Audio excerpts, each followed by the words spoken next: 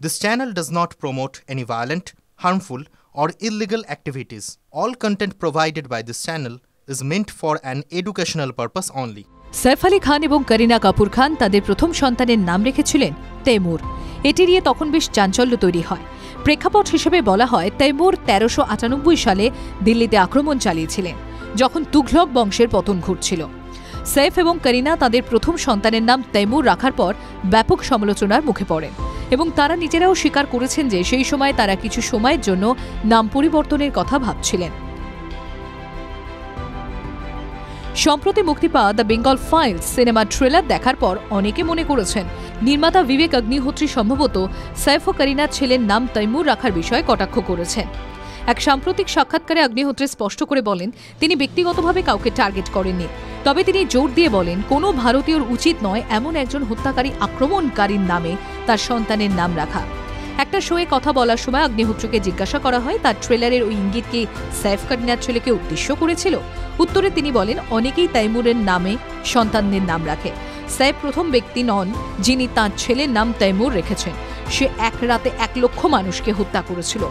দিল্লি থেকে কাশ্মীর পর্যন্ত সে হত্যাযজ্ঞ চালিয়েছে, পথে ধর্ষণ করেছে, লুটপাট করেছে। হ্যাঁ, সে তার দেশে একজন নায়ক, একজন মহান ব্যক্তি, কিন্তু সে আমাদের জন্য তা নয়। তাই ভারতীয় কারো সন্তানের নাম তৈমুর রাখা উচিত নয়।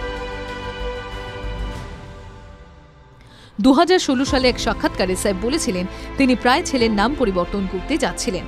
আমি 1 সেকেন্ডের জন্য নাম পরিবর্তনের কথা ভেবেছিলাম, কয়েক সপ্তাহের জন্য। আর করিনা এই ব্যাপারে একটু আপত্তি জানিয়েছিল। সে বলেছিল মানুষ তোমার মতামতকে সম্মান করে আর তুমি পারো না। তখন আমি বলেছিলাম হ্যাঁ, কিন্তু এটা মানুষের জন্য নয়। আমি চাই না ও অপছন্দের কেউ হয়ে যাক। আমি এখনো ভাবি হয়তো যখন ও 1 বা 2 বছর বয়সী হবে তখন হয়তো আমি ওর নাম পাল্টে ফেলতে পারি। এটা এখনো আমার মনে গেঁথে যাচ্ছে, কি করব। তবে শেষ পর্যন্ত ছেলের নাম বদল করেনি সৈফ করিনা।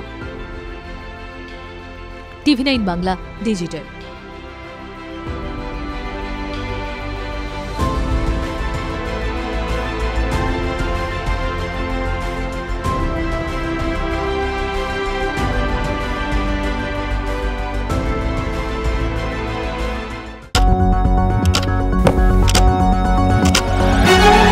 রাজনীতি শুধুই কি রাজার নীতি? রাজা উজিরের চোখে নয়,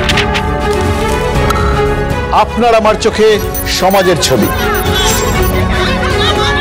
কঠিন কথা সহজভাবে না বললেই নয়। প্রতিদিন রাত 9টায় TV9 বাংলায়। TV9 বাংলা না দেখলেই নয়।